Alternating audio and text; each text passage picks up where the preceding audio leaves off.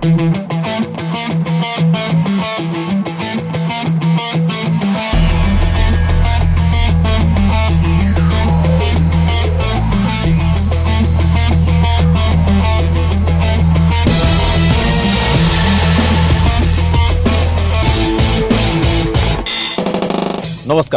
ND24 চাই থকাৰ বাবে আপোনাক ধন্যবাদ মই ৰাজদীপ বাইলুং বৰুৱা আজি আমি ৰাষ্ট্ৰীয় ঘাইপথত শেহতীয়াকৈ যি সন্ত্ৰাস সৃষ্টি কৰিছে এক প্ৰকাৰৰ আতংকৰ সৃষ্টি কৰিছে জৰিমনা সেই জৰিমনাৰ বিষয়টোক লৈ কিছু পৰ্যবেক্ষণ কৰিব খুজিছো সদায় ষ্টুডিঅ'ৰ মাজতে আমি কথা বতৰাবোৰ পাতি থাকো আজি গ্ৰাউণ্ড ৰিয়েলিটি বাস্তৱিকতে ৰাজপথত কি চলিছে সেই কথাখিনি আপোনালোকক দেখুৱাব খুজিছো ৰাষ্ট্ৰীয় ঘাইপথৰ এই মুহূৰ্তত আমি গুৱাহাটী মহানগৰীৰ পৰা ৰাওনা হৈছো ক্ৰমাৎ নগাঁও অভিমুখে আমি বেছি অঞ্চল সামৰি নলওঁ কাৰণ এই অঞ্চলবোৰতে আমি বহু কথা আপোনালোকক জনাব পাৰিম ৰাষ্ট্ৰীয় ঘাইপথ প্ৰাধিকৰণে যিখিনি নিয়মৰ মাজেৰে আজিৰ তাৰিখত কৰ সংগ্ৰহৰ বাবে এটা পৰিক্ৰমাৰ সৃষ্টি কৰিছে সেই কথাখিনি দৰাচলতে কিমান দূৰ সমীচীন হৈছে সেই কথা আমি পাতিব খুজিছো আপুনি ইয়াত দেখিছে 30 কিলোমিটাৰ গতিত এয়া আপোনালোকে দেখিছে যে ৰাষ্ট্ৰীয় ঘাইপথত আছে 30 কিলোমিটাৰ এখন ফলক সাইনেজ দেখিলে কিন্তু এই সাইনেজখন অৰ্থাৎ এই 30 কিলোমিটাৰ আমি কিমান দূৰ যাম 30 কিলোমিটাৰ পিছত আমি নিজৰ গাড়ীৰ গতিবেগ ক'ত বঢ়াম ক'তো উল্লেখ নাই কিমান দূৰলৈ এই 30 কিলোমিটাৰৰ গতি থাকিব প্ৰতি ঘণ্টাত কিমান দূৰলৈ 40 কিলোমিটাৰ প্ৰতি ঘণ্টাত আমাৰ গাড়ীৰ গতিবেগ হ'ব লাগিব তাৰ কোনো লেখযোখ নাই আৰু এইদৰে এতিয়া তেওঁলোকে এটা পৰিৱেশ সৃষ্টি কৰিছে তাৰ লগে লগে ৰোড সেফটিৰ নামত পৰিবহণ বিভাগে তীব্ৰবেগী যিসমূহ বাহন যিসমূহে নিয়ম ভংগ কৰিছে বুলি তেওঁলোকে অভিযোগ কৰিছে বা ইণ্টাৰচেপ্টৰৰ জৰিয়তে স্পীড গানৰ জৰিয়তে ধৰা পেলাইছে সেইসমূহক জৰিমনা বিহিছে আমি আপোনালোকক দেখুৱাই আছো যে আমি 30 কিলোমিটাৰ গতিতে এতিয়া গৈ থাকিম নেকি কাৰণ আমি শেহতীয়া যিখন ফলক পালো 30 কিলোমিটাৰ এই কথাখিনি স্পষ্ট কোনে কৰিব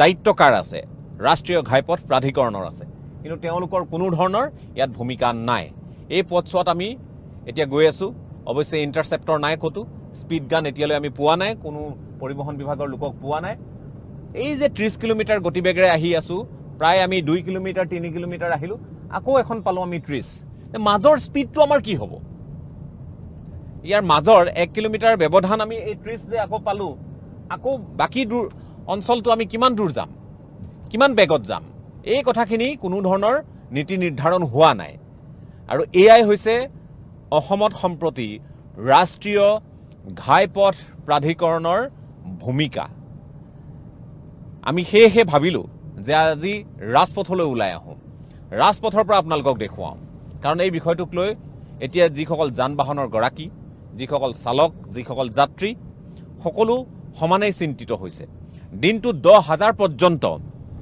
বহুতে জৰিমনা ভৰিবলগীয়া হৈছে কোনোবাই যদি এই পথছোৱাইদি গৈ থাকোতে ইণ্টাৰচেপ্টৰত নিজৰ গতিবেগ পাৰ কৰিছে তেওঁ ভৰিবলগীয়া হৈছে 2000 টকা তুৰন্তে অকণমান দূৰ যোৱাৰ পিছত তেওঁ আকৌ যেতিয়া নগাঁও জিলাত সোমাব তাতো পাব ইণ্টাৰচেপ্টৰ তাতো হৈছে কোনোবাই গৈ কাজিৰঙাত ভৰিছে কতো আসলতে ভালদৰে কথাবোৰ উল্লেখ নাই আৰু এই কথাখিনিক লৈ শেহতীয়াভাৱে আমি আপোনালোকক জনাই থব খুজিছো যে ৰাষ্ট্ৰীয় ঘাইপথ প্ৰাধিকৰণক ৰাজ্য চৰকাৰে কিছু কথা শুনাইছে বা যি আমাৰ লিড এজেন্সি বুলি কোৱা হয় য'ত পৰিবহণ বিভাগৰ লোক আছে পৰিবহণ বিভাগৰ শীৰ্ষ বিষয়া আছে যিসকলে ৰোড সেফটিৰ বিষয়টোত অতদিনে গুৰুত্ব প্ৰদান কৰি আহিছে তেওঁলোকে কথা শুনাইছে কিন্তু তেওঁলোকো একেবাৰে ধোৱা তুলসীৰ পাত নেকি এই কথাখিনি আজি আমি পাতিব লাগিব সেইকাৰণে ৰাষ্ট্ৰীয় ঘাইপথলৈ আহিছো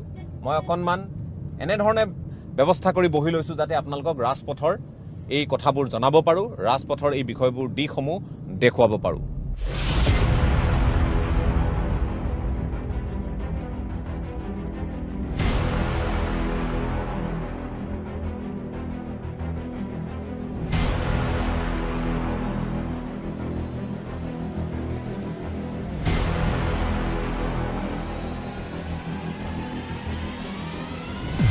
কিছু সময়ৰ কাৰণে ৰাজপথত আমি নামিছো আৰু এই ৰাষ্ট্ৰীয় ঘাইপথ 37 নম্বৰ ৰাষ্ট্ৰীয় ঘাইপথ আমি আপোনালোকক দেখুৱাব খুজিছোঁ যে ৰাষ্ট্ৰীয় ঘাইপথ প্ৰাধিকৰণে যিবোৰ চাইনেজৰ কথা কৈ আহিছে, যিবোৰ ফলকৰ কথা কৈ আহিছে, কেৱল গতিবেগৰ ফলকেই নহয়, এই ৰাষ্ট্ৰীয় ঘাইপথত আপুনি দেখিবলৈ সক্ষম হ'ব লাগিব যে ইয়াত ক'ৰবাত তিনিআলি আছে, ক'ৰবাত চাৰিআলি আছে, আগত স্কুল আছে, বিদ্যালয় আছে, এই কথাখিনি আপুনি গম পাব লাগিব, মহাবিদ্যালয় আছে, কথাখিনি গম পাব লাগিব, বা এই অঞ্চলৰ মাজেৰে মানুহ পাৰ হয়, এনেধৰণৰ আপুনি কেতবোৰ সংকেত আপুনি দেখিবলৈ সক্ষম হ'ব লাগিব। কিন্তু আপুনি এই মুহূৰ্তত চাওক, তেওঁলোকে যিবোৰ চাইনেজ লগাই থৈছে, এই চাইনেজসমূহ আপুনি যদি ভালকৈ দেখিবলৈ সক্ষমেই নহয়, আপুনি কিদৰে বুজিব? গতিকে এই মুহূৰ্তত মই আপোনালোকক দেখুৱাব খুজিছোঁ যে এই অঞ্চলবোৰৰ মাজেৰে, এয়া আপোনালোকে দেখিছে, ইয়াত যিবোৰ চাইনেজ, এতিয়া আপোনালোকে গম পাইছে নিশ্চয় যে ফলক আপুনি ওচৰলৈ আহি কেমেৰাৰে জুম কৰিব লাগিব। এইখিনি পৰিষ্কাৰ কৰি ৰখা দায়িত্ব হ'ল ৰাষ্ট্ৰীয় ঘাইপথ প্ৰাধিকৰণৰ। অৰ্থাৎ এই ৰাজমাৰ্গৰ ওপৰেৰে যেতিয়া আপুনি গাড়ী চলাব, যেতিয়া মানুহ পাৰ হৈ যাব, তেতিয়া ইয়াৰ প্ৰত্যেকটো বাধা আঁতৰাবলৈ ৰাষ্ট্ৰীয় ঘাইপথ প্ৰাধিকৰণ দায়বদ্ধ।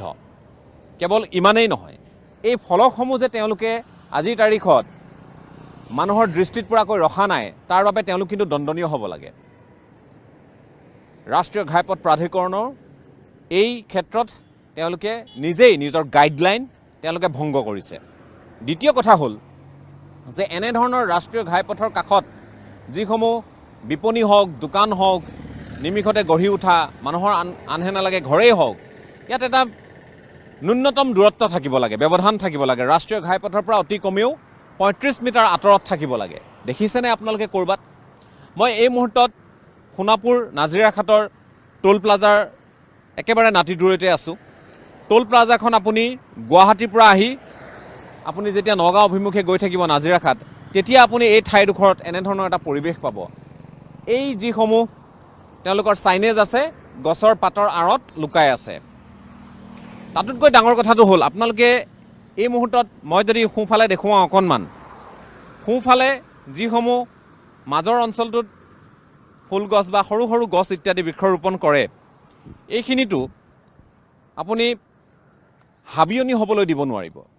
ইয়াত এনেধৰণৰ পৰিৱেশ হ'ব নালাগিব যে কোনোবা আহিলে আপুনি নেদেখে, গৰু এটা পাৰ হৈ আহিলে আপুনি নেদেখে। দুৰ্ঘটনাৰ কাৰণ কেৱল অভাৰ স্পীডেই নহয়, এই কথা অৱশ্যে হয় যে অভাৰ স্পীড বা তীব্ৰ গতিয়েই বহুতৰে প্ৰাণ লৈ আহিছে, আৰু 75% দুৰ্ঘটনা ৰাজপথত সংঘটিত হোৱা বা ৰাষ্ট্ৰীয় ঘাইপথত সংঘটিত হোৱা 75% দুৰ্ঘটনাৰ কাৰণেই হ'ল তীব্ৰ গতি। কিন্তু তাৰ লগতে আমি বাকী 25%ৰ কথা আওকাণ কৰিম নেকি? নিশ্চয় নহয়।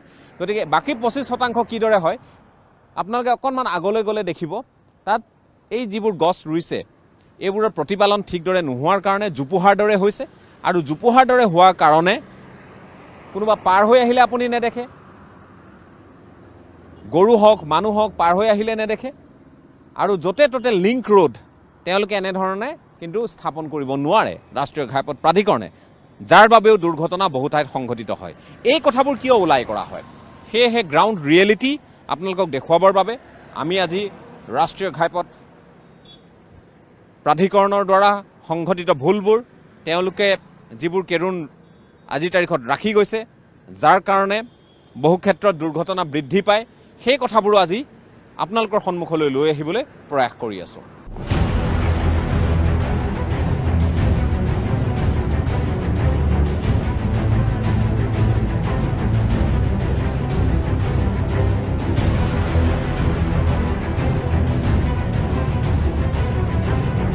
এটা কথা ঠিক যে ৰাষ্ট্ৰীয় ঘাইপথত বহু লোকে তীব্ৰ গতিত তেওঁলোকে বাহন চলায়, এই কথাখিনি সত্য শুদ্ধ, যাৰ কাৰণে সময় সাপেক্ষে দুৰ্ঘটনা সংঘটিত হয়, আৰু এই দুৰ্ঘটনাই বহু লোকৰ প্ৰাণ কাঢ়ি নিয়ে।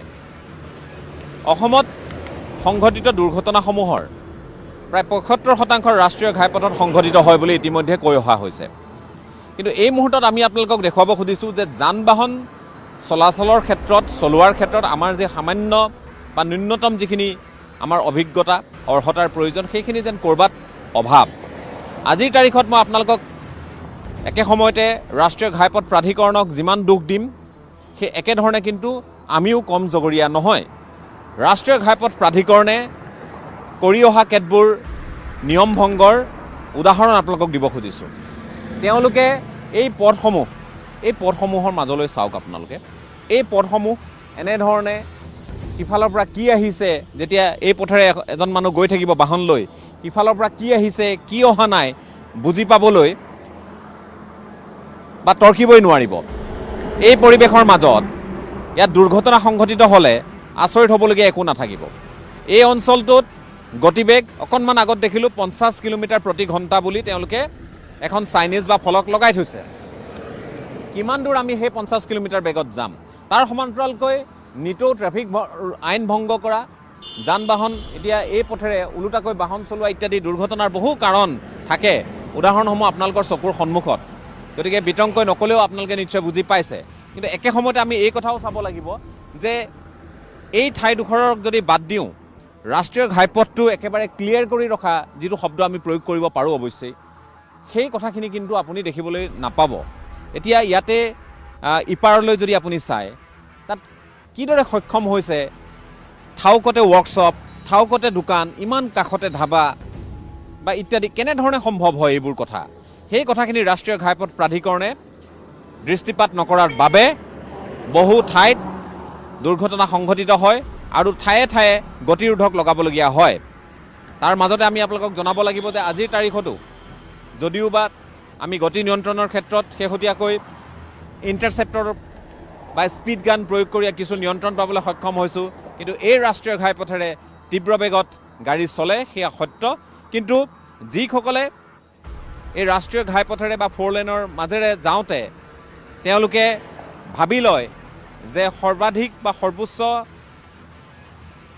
100 কিলোমিটাৰ প্ৰতি ঘণ্টাৰ বেগত তেওঁলোকে যাব পাৰিব, তেওঁলোকৰ বাবে কিন্তু তেনেধৰণে এই পথ ডিজাইন কৰা হোৱা নাই। ৰাষ্ট্ৰীয় ঘাইপথ প্ৰাধিকৰণে আজিকোপতি খানাপাৰাৰ পৰা বা তাৰ আগৰ পৰা যদি আমি ধৰোঁ শ্ৰীৰামপুৰৰ পৰা নগাঁও পৰ্যন্ত 100 কিলোমিটাৰ প্ৰতি ঘণ্টাত গাড়ী চলাব পৰা পথ প্ৰেক্টিকেলি তেওঁলোকে আজিলৈ ডিজাইন কৰিবলৈ সক্ষম হোৱা নাই।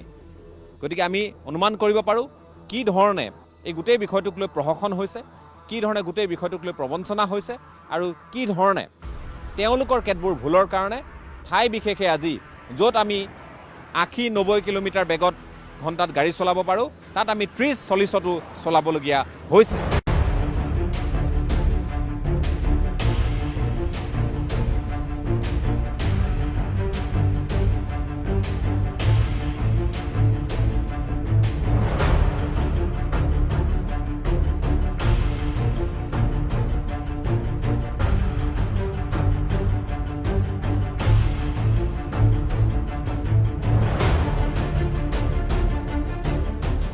ধৰি লওক সেই ভদ্ৰ মহিলাগৰাকী বা আন এজন পুৰুষ তেওঁলোকে পাৰ হ'বলৈ লৈছে।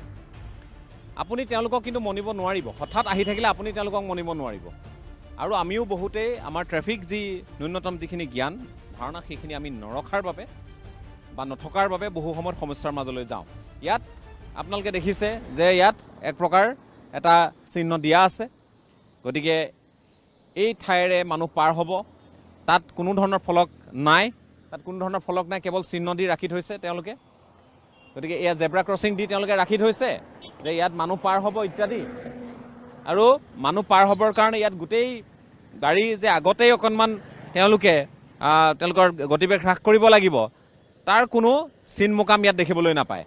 মই ইয়াৰে যিসকল লোক, মই আপোনাৰ কাষলৈ আহিছোঁ, ইয়াত জেব্ৰা ক্ৰচিং আছে, কিন্তু ইয়াত দুৰ্ঘটনা সংঘটিত হয়। মানে দুয়ো কাষেৰে ৰাইজে মানুহবিলাকক ল'ৰা ছোৱালী অহা ৰাস্তাৰে পাৰ হ'ব নোৱাৰে। এনেকুৱা ধৰণৰ আমাৰ এই সোণাপুৰ অঞ্চলৰ পৰা আপোনাৰ একদম প্ৰায় আমাৰ চমতা তিনিআলিলৈকে বিভিন্ন ধৰণৰ অল ইণ্ডিয়া লেভেলৰ গাড়ীবিলাক আহি ইয়াতে পাৰ্কিং কৰি এতিয়া আপুনি চাবই পাৰে, এইটো চাওক দুয়ো কাষেৰে ৰখাই।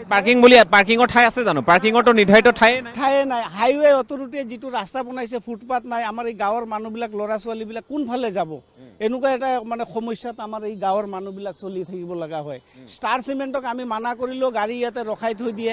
মানা কৰিব নোৱাৰে। হাজাৰ হাজাৰ শ আপুনি ৰাতি আহি দেখা পালে আপুনি এই ৰাস্তাৰ গতিবেগ চালে কেনেকুৱা ধৰণৰ মানুহ পাৰ হ'ব নোৱাৰে। মই ইয়াৰ স্থানীয় কাৰণে ইয়াত আপোনালোকৰ ইয়াত চিহ্ন দিয়া আছে, চিহ্ন দিয়া আছে। ইফালে ক'ত পাৰ হ'ব কওকচোন, এইটো কোনফালে পাৰ হ'ব আপুনি, এইটো কোনফালে যাব, এইটো হাবিৰ মাজেৰে দি ৰাস্তা দি পাৰ হ'ব নেকি? আপোনালোকে নিজে বিবেচনা কৰক।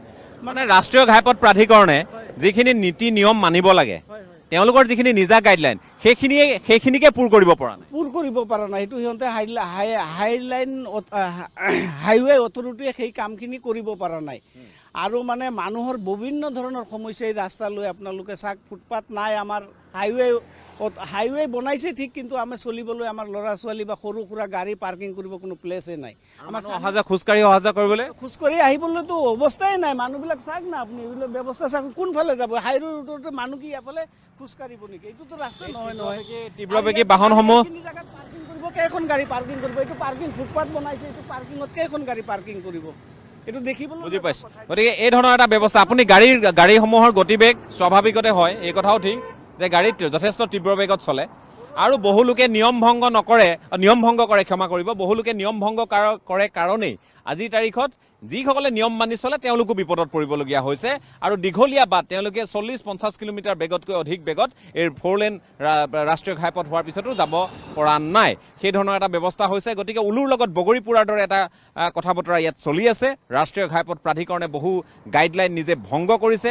য'ত তেওঁলোকৰ পাৰ্কিঙৰ ব্যৱস্থা নাই, সেই পাৰ্কিংসমূহ তাত পাৰ্কিং যাতে বাৰণ কৰা হয়, সেই সন্দৰ্ভত তেওঁলোকৰ কোনো ধৰণৰ ইয়াত চাইনেজ ফলক নেদেখিব আপোনালোকে। ন' পাৰ্কিঙৰ কোনো ধৰণৰ কথা বতৰা নাই। মুঠৰ ওপৰত তেওঁলোকে আজিৰ তাৰিখত যিখিনি কাম কৰি আছে তাক লৈ অঞ্চল বিশেষে ৰাইজ বিতুষ্ট হৈছে। আৰু লগে লগে যিসকল লোক যাতায়াত কৰে, যিসকলে নিজা বাহনেৰে যায়, সেইসকল লোকেও গতিবেগৰ ক্ষেত্ৰত যি নিয়ন্ত্ৰণ, ইণ্টাৰচেপ্টৰ কৰ ইত্যাদিক লৈ জুৰুলা হৈছে।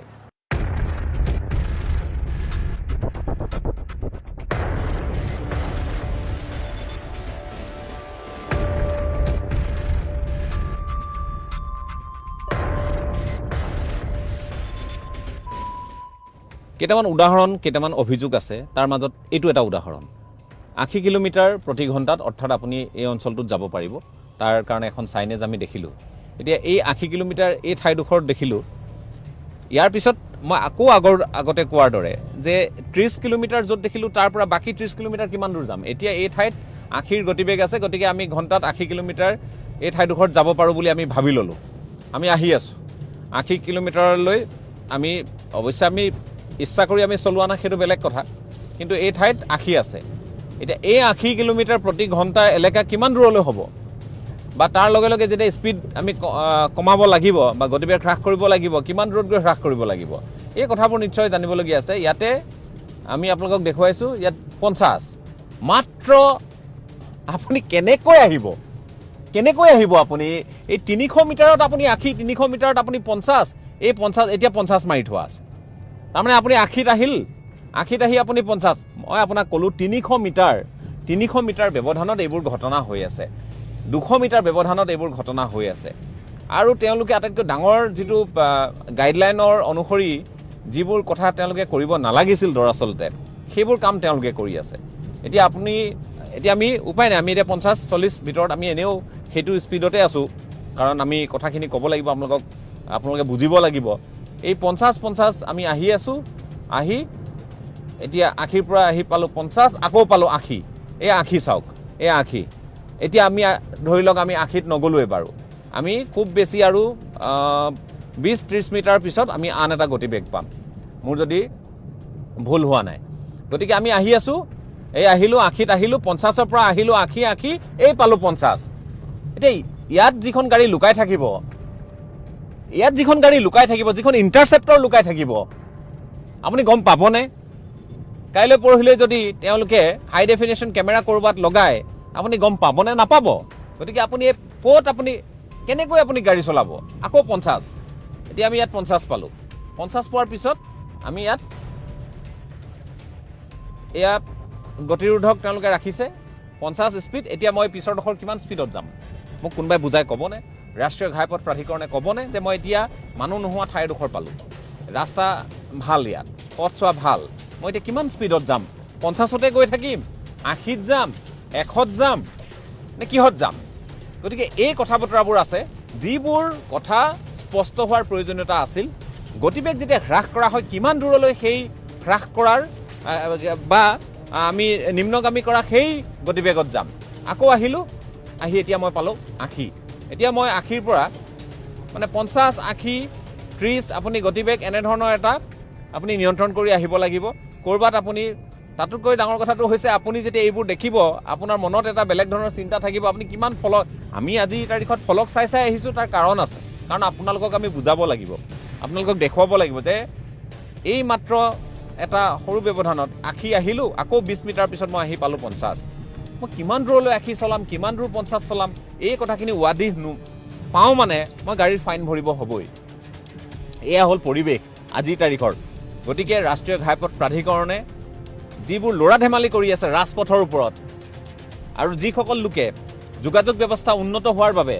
আজিৰ তাৰিখত তেওঁলোকে বহুতে ৰাষ্ট্ৰীয় ঘাইপথেৰে বা 4 লেন ৰাষ্ট্ৰীয় ঘাইপথেৰে তেওঁলোকে গাড়ী চলাব গতিকে তেওঁলোকে বহুতে হাই স্পীড এনেধৰণৰ গাড়ী কিছু তেওঁলোকে ক্ৰয় কৰিছে ইয়াত নিশ্চয় আপুনি ই ৰিক্সা চলাবলৈ নাহে আপুনি ই ৰিক্সা এখন লৈ আপুনি শিৱসাগৰলৈ নাযায় আপুনি যাব লাগিব তীব্ৰবেগী বাহন চলাই যাব লাগিব গতিকে টপ গিয়াৰ থকা গাড়ীবোৰৰ অৱস্থা কি হ'ব এই ধৰণৰ কথা বহু কথা আছে লগতে ফুয়েল কনজাম্পশ্যন বা ইন্ধন কিমান গাড়ীখনে সেই সময়ত এনেধৰণে গাড়ী চলালে আমাৰ ইন্ধন আমাৰ বাচিব ৰেহাই হ'ব নে বেছি খৰচ হ'ব গিয়াৰ বদলি কৰি আহি থাকোঁতে এই ধৰণৰ বহু কথা বতৰা আছে যিখিনি কথাৰ উত্তৰ আমি বিচাৰি পোৱা নাই আমি আশা কৰিছোঁ যে আজি অন্ততঃ এই বিষয়টো সন্দৰ্ভত পৰিবহণ বিভাগেও কাৰণ তেওঁলোকে ৰাষ্ট্ৰীয় ঘাইপথ প্ৰাধিকৰণৰ বিষয়ববীয়াসকলে অসমৰ এই অৱস্থাটোৰ ব্যৱস্থাটোৰ বিষয়ে জানে বা নাজানে তাতোতকৈ ডাঙৰ কথাটো হ'ল যে পৰিবহণ বিভাগৰ মানুহখিনিয়ে জানিব লাগিব গতিকে পৰিবহণ বিভাগৰ লোকসকলে এই ক্ষেত্ৰত নতুন কি নীতি নিৰ্ধাৰণ কৰিব নতুন কথা তেওঁলোকে ভাবিছেনে নে কেৱল ৰাষ্ট্ৰীয় ঘাইপথ প্ৰাধিকৰণে এই ব্যৱস্থাবোৰ ফলকবোৰ আঁৰি দিছে তেওঁলোকে তাৰ ওপৰত ভিত্তি কৰি ঠাই বিশেষে ফাইন ল'ব জৰিমনা ল'ব এইটোৱে কৰিব নেকি ইয়াৰ বাহিৰে কাম নাই নেকি গতিকে আমি তেওঁলোকৰ পৰাও আশা কৰিম যাতে তেওঁলোকে অন্ততঃ এই গোটেই কথাবোৰ এই গোটেই সমস্যাবোৰ আৰু ৰৈ যোৱা কেৰুণবোৰ দূৰ কৰে আজি এই গোটেই বিষয়টো সন্দৰ্ভত কৃষক নেতা অখিল গগৈয়ে এটা প্ৰতিক্ৰিয়া দিছিল কৃষক নেতা অখিল গগৈৰ সেই প্ৰতিক্ৰিয়াটো সদনৰ মজিয়াত দিয়া প্ৰতিক্ৰিয়াত সদনৰ পৰা ওলাই আহি সাংবাদিকৰ আগত যিখিনি কথা কৈছিল তেখেতে কৈছিল যে আমি কেনেদৰে শিৱসাগৰ যাম কেনেদৰে ডিব্ৰুগড় যাম কেনেদৰে তিনিচুকীয়ালৈ যাম সেই কথাখিনি কি কৈছিল অখিল গগৈয়ে এবাৰ শুনাই ল'ব খুজিছোঁ এইবাৰ এটা ভয়ংকৰ কৰৰ সন্তাক তেওঁলোকে জাপি দিব খুজিছে যে ৰাষ্ট্ৰীয় ঘাইপথৰ ওপৰত কৰ কোনোবাই অকণমান স্পীডটো বাঢ়ি গ'লে স্পীডটো বাঢ়ি যোৱা নহয় সেইটোতো ৰাষ্ট্ৰীয় ঘাইপথতো আমি 80 বা 90তে গাড়ীখন চলাম ন আমি খৰকৈ কালি পৰহি মুখ্যমন্ত্ৰীয়েতো কৈ আছিলে যে ইমান স্পীডত যাব পাৰি ইমান ভাল ৰাস্তা ইমান তেল খৰচ কম হয় এতিয়া যদি কোনোবাই 20 স্পীডত যদি গাড়ীখন চলাই যায় পাৰ কিলোমিটাৰ 20 মানে পাৰ ঘণ্টাত 20 কিলোমিটাৰ স্পীডত যদি গাড়ীখন চলায় তেতিয়াহ'লে জাগিৰোডলৈ যাবলৈ চোন 3 ঘণ্টা সময় লাগিব তেতিয়াহ'লে খোজকাঢ়িয়ে যাব পাৰিম আমি বা ৰিক্সা এখনতে গৈ থাকিব পাৰিম বা চাইকেল এখন লৈ যোৱা ভাল হ'ব গতিকে এই যিটো ৰাষ্ট্ৰীয় ঘাইপথৰ ওপৰত যি কৰৰ সন্ত্ৰাস কৰিছে এই কৰৰ সন্ত্ৰাস বন্ধ কৰিবৰ কাৰণে নেশ্যনেল হাইৱে অথৰিটি অফ ইণ্ডিয়াক আমি সকীয়াই দিছোঁ আৰু অচিৰেই এই কৰৰ সন্ত্ৰাস বন্ধ কৰি অসমৰ জনতাক মুক্ত কৰিবৰ কাৰণে মই আহ্বান জনাইছোঁ আৰু নহ'লে ইয়াৰ বিৰুদ্ধে ৰাইজৰ দলে প্ৰতিবাদী কাৰ্যসূচী গ্ৰহণ কৰিবলৈ বাকী কৃষক নেতা অখিল গগৈ যিখিনি কথা ক'লে তাৰ পিছত আজি সাংবাদিকৰ আগত কি ক'লে পৰিবহণ মন্ত্ৰী চন্দ্ৰমোহন পাটোৱাৰী ডাঙৰীয়াৰ উত্তৰ কি আছিল তেওঁ কৈছিল যে দুৰ্ঘটনা বৃদ্ধি পাইছে ৭৫% দুৰ্ঘটনা ৰাষ্ট্ৰীয় ঘাইপথত সংঘটিত হৈছে গতিকে দুৰ্ঘটনা হ্ৰাস কৰিবৰ কাৰণে এই ব্যৱস্থাসমূহ ৰোড ছেফটিৰ অধীনত পথ সুৰক্ষাৰ অধীনত লোৱা হৈছে আৰু য'ত যেনেধৰণে চাইনেজ থাকিব চাইনেজ অনুসৰিয়ে তাত গাড়ী আমি চলাব লাগিব সেই কথাখিনি তেওঁ কৈছে তেওঁ সহযোগিতা বিচাৰিছে কিন্তু ৰাইজ এই সময়ত তেওঁলোকৰ কথা বতৰাত তেওঁলোকৰ পৰিকল্পনাহীন আচৰণক লৈ ক্ষুব্ধ হৈ আছে কি কৈছিল চন্দ্ৰমোহন পাটোৱাৰী ডাঙৰীয়াই অকণমান দেখুৱাই ল'ব খুজিছোঁ যে আচলতে NBI এক্টত এইটো প্ৰভিজন আছে যে স্পীড লিমিট সকলোৱে মেইনটেইন কৰিব লাগিব আৰু স্পীড লিমিট নেশ্যনেল হাইৱেত কোন ঠাইত কিমান স্পীড হ'ব সেইটো নেশ্যনেল হাইৱেৰ যিখিনি ৰাস্তা নেশ্যনেল হাইৱে সেই নিৰ্ণয় কৰি দিয়ে কোনখিনি ঠাইত কিমান কিলোমিটাৰ স্পীডত যাব পাৰে। আৰু যদি ষ্টেট PWD হয় তেতিয়াহ'লে ষ্টেট PWD সেইটো নিৰ্ণয় কৰি দিয়ে। গতিকে সেই স্পীডটো যেতিয়া নিৰ্ণয় কৰা স্পীডটোৰ ওপৰত যেতিয়া যায় গ'লে তেতিয়া তেওঁলোকৰ এতিয়া তেওঁলোকৰ চালান হৈছে। এইটো নতুন কথা নহয়, যোৱাবাৰো হৈছিলে এইটো কথা। কিন্তু প্ৰশ্নটো হৈছে কি এইটোৱেই যে ভাৰত চৰকাৰে যোৱা 2020 চনত MVI এক্ট যিখন আছে সেইখন সংশোধন কৰিছে আৰু সংশোধন কৰি আগতে অভাৰ স্পীডৰ পইচাটো আছিল 400 টকা আৰু এইবাৰ এইটো 2000 টকালৈকে বৃদ্ধি কৰিছে। আৰু এইটো মানে ইমপ্লিমেণ্ট হৈছে 2019 চনৰ ছেপ্টেম্বৰ মাহৰ পৰা। গতিকে এতিয়া আজিৰ দিনটোত আমি স্পীডটোৰ ক্ষেত্ৰত আমি আমাৰ ইণ্টাৰচেপ্টাৰৰ জৰিয়তে আমি এইটো মানে চালানৰ ব্যৱস্থা হৈছে আৰু সেইকাৰণে মানুহৰ মাজত এই কথাটো মানে চৰ্চাৰ বিষয় হৈছে। এইটো কথা এইকাৰণে কৰা হৈছে যে এইটো অকল আমাৰ ইয়াতে নহয়, ভাৰতবৰ্ষৰ সকলোতে সেই স্পীড লিমিটটো সকলোৱে মানি চলিব লাগে। যোৱা বছৰ আপোনালোকৰ মনত স্বাভাৱিকতে প্ৰশ্ন হ'ব যে যোৱা বছৰ এনেকুৱা ধৰণৰ কথা হোৱা নাছিল, এইবাৰ কিয় হৈছে? যোৱা বছৰো হৈছিল। যোৱা বছৰৰ আগৰবাৰ আমি স্পীড গভৰ্ণৰ লগাব দিছিলোঁ, কিন্তু বেছিভাগ গাড়ীয়ে স্পীড গভৰ্ণৰৰ চাৰ্টিফিকেটখন লৈছে, লৈ পেলাই তেওঁলোকে স্পীড গভৰ্ণৰ মেচিনটো তাত ব্যৱহাৰ কৰা নাই। আৰু সেইকাৰণে এইবাৰ আমি ইণ্টাৰচেপ্টৰ ব্যৱহাৰ কৰিছোঁ আৰু ইণ্টাৰচেপ্টৰৰ জৰিয়তে আচলতে কোনে বেছি স্পীডত গৈছে সেই স্পীডৰ গাড়ীৰ নাম্বাৰটো ওলাব, গাড়ীৰ ড্ৰাইভাৰ ইটো চব ওলাব আৰু গাড়ীখনৰ মালিকৰ নামত চালান হৈ যায় মানে অভাৰ স্পীডৰ কাৰণে। এইটো মুখ্যতঃ কৰা হৈছে এইকাৰণেই যে আপোনাসকলে জানে যে যোৱা 2020-21 চনত আমাৰ অসমত এক্সিডেণ্ট প্ৰায় 7,000 এক্সিডেণ্ট হৈছে আৰু প্ৰায় 3,000 মানুহৰ মৃত্যু হৈছে। গতিকে য'ত আজি কৰোণা কালত দুটা কৰোণা ৱেভতো 3,000 মানুহৰ মৃত্যু হ'ব পৰা নাই, কিন্তু আমাৰ ৰোড এক্সিডেণ্টত 3,000 মানুহ 20 আৰু 21 চনত মানে মৃত্যু হৈছে আৰু 7,000তকৈ বেছি এক্সিডেণ্ট হৈ মানুহ ঘূণীয়া হৈছে। গতিকে যাৰ মানুহ ঢুকাইছে, যাৰ পৰিয়ালৰ, তেওঁ অনুভৱ কৰে যে এইটো এটা কেনেকুৱা ধৰণৰ ঘটনা। আৰু সেইকাৰণে আমি তাৰ উপৰি এখন সুপ্ৰিম কোৰ্টৰ এজন ৰিটায়াৰ্ড জাজক লৈ সুপ্ৰিম কোৰ্টৰ এখন কমিটি আছে, মানে ৰোড ছেফটি কমিটি, আৰু অসমতো এখন ৰোড ছেফটি কমিটি আছে। গতিকে আমি প্ৰতি মাহে সুপ্ৰিম কোৰ্টৰ ৰোড ছেফটি কমিটিক আমি এইখিনি কথা জনাব লাগে।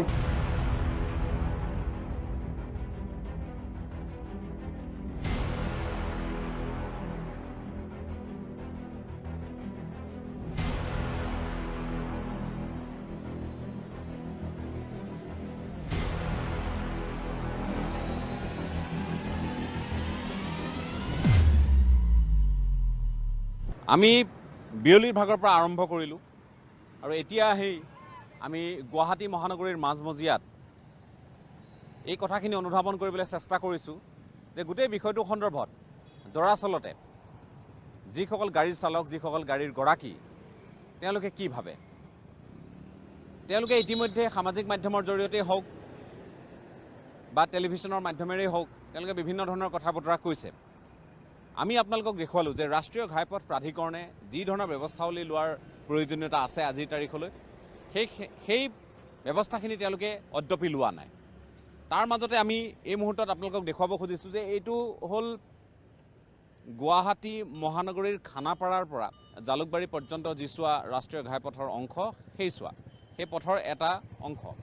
আমি এই অংশত এইকাৰণে উপস্থিত আছোঁ কাৰণ ইয়াতো অকণমান আগলৈ যদি আপুনি যায়, এইটো এটা ৰাষ্ট্ৰীয় ঘাইপথ, গুৱাহাটী বাইপাছ বুলি কোৱা হয়। 6 লেনৰ এটা প্ৰস্তাৱ ইতিমধ্যে হৈছে। গতিকে এই পথছোৱাত কি হৈ আছে আপোনালোকে নিশ্চয় জানে।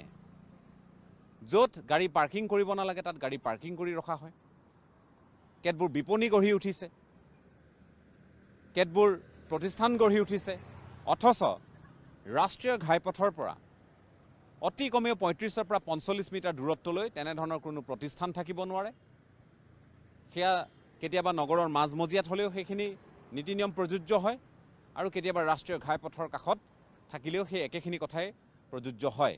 কিন্তু আজিৰ তাৰিখত আমি উল্লেখ কৰিব লাগিব যে ৰাষ্ট্ৰীয় ঘাইপথ প্ৰাধিকৰণে এই বিষয়বোৰ সন্দৰ্ভত তেওঁলোকে প্ৰশাসনক অৱগত কৰি যেনেধৰণে অঞ্চলসমূহত সময় সাপেক্ষে উচ্ছেদ চলাব লাগে সেই ধৰণৰ উচ্ছেদ কিন্তু তেওঁলোকে নচলায়। সহযোগিতা কৰে, কেতিয়াবা তেওঁলোকে সহযোগিতা বিচাৰে, ক্ষমা কৰিব, কিন্তু তেওঁলোকে নিজে এই বিষয়টো প্ৰশাসনৰ জৰিয়তে যেনেধৰণে আগবঢ়াই নিব লাগে নিনিয়ে, যাৰ ফলশ্ৰুতিত ৰাষ্ট্ৰীয় ঘাইপথত দুৰ্ঘটনাৰ সংখ্যা বৃদ্ধি পাইছে।